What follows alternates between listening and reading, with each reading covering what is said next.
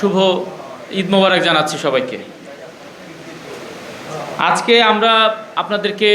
যে কারণে ডেকেছি, অত্যন্ত চাঞ্চল্যকর এবং নৃশংস একটি হত্যাকাণ্ড সম্পর্কে আপনারা ইতিমধ্যে অবগত আছেন যে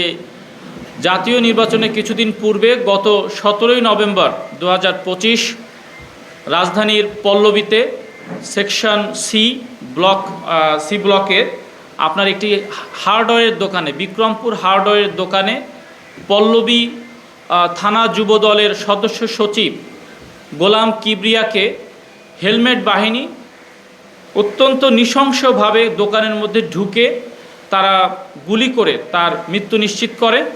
3 জন শুটার আমরা সিসি ক্যামেরা ফুটেজে দেখতে পাই। 3 জন শুটার একে একে তাকে গুলি করে তারা পরবর্তীতে পালিয়ে যায় এবং তার মধ্যে একজন শুটার পরবর্তীতে জনগণ কর্তৃক ধৃত হয় এবং 2 জন শুটার ওর পর থেকে কিলিং মিশনে অংশগ্রহণকারী 2 জন শুটার তারা এই ঘটনার পর থেকে পলাতক ছিল। চাঞ্চল্যকর এই হত্যাকাণ্ডের সিসিটিভি ফুটেজ যখন সামাজিক যোগাযোগ মাধ্যমে প্রচারিত হয় তখন দেশব্যাপী ব্যাপক সমালোচনা এবং একই সঙ্গে একটি চাঞ্চল্য এবং আতঙ্ক তৈরি হয় যে দিনে দুপুরে এরকম একটি রাজনৈতিক ব্যক্তিত্ব, এক ধরনের বড় ধরনের নেতাকে সন্ত্রাসীরা ওপেনে দিনে দুপুরে গুলি করে তাকে হত্যা নিশ্চিত করে। এরই ধারাবাহিকতায় আমাদের র্যাপিড অ্যাকশন ব্যাটালিয়ন র্যাব 4 আমরা এই ঘটনাস্থলে যাই, সিসি ক্যামেরা ফুটেজ সংগ্রহ করি, আশেপাশে সিসি ক্যামেরা ফুটেজ সংগ্রহ করি এবং আমরা এই ঘটনায় কিলিং মিশনে যারা অংশগ্রহণ করেছে এবং মাস্টার মাইন্ড তাদেরকে ধরার জন্য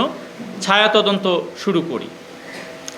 ছায়া তদন্তের এক পর্যায়ে ইতিমধ্যে আপনারা জেনেছেন যে আমরা এই ঘটনার অন্যতম পরিকল্পনাকারী এবং ঘটনার সঙ্গে সরাসরি জড়িত পাতা সোহেল এবং বুকপোড়া সুজনকে আমরা আগেই গ্রেপ্তার করেছিলাম। কিন্তু এই হত্যাকাণ্ডের কিলিং মিশনে অংশগ্রহণকারী 2 জন অন্যতম শুটার যারা সরাসরি সিসি ক্যামেরা ফুটেজে আমরা দেখতে পাই যে হেলমেট পরে অস্ত্র নিয়ে আমাদের ভিকটিম নিহত গোলাম কিবরিয়াকে গুলি করে,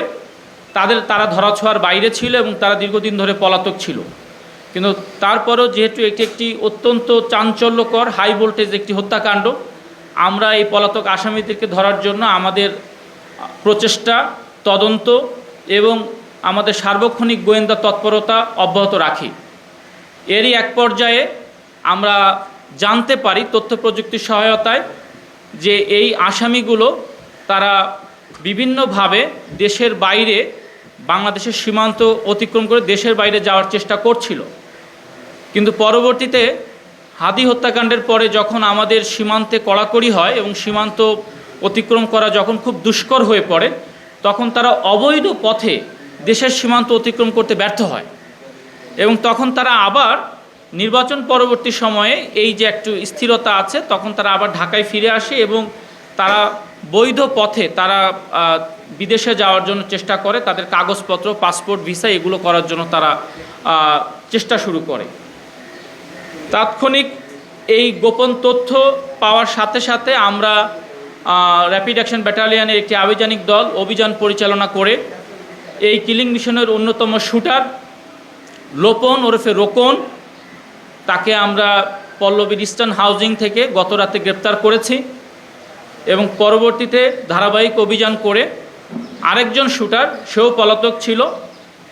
মাত্র কয়েকদিন হয়েছে সে ঢাকায় আবার এসেছে তার কাগজপত্র ঠিক করার জন্য, কাল্লু ওরফে জাহাঙ্গীর, তাকেও আমরা উত্তরার দিয়াবাড়ি 18 নম্বর সেক্টর থেকে আমরা গ্রেপ্তার করতে সক্ষম হই।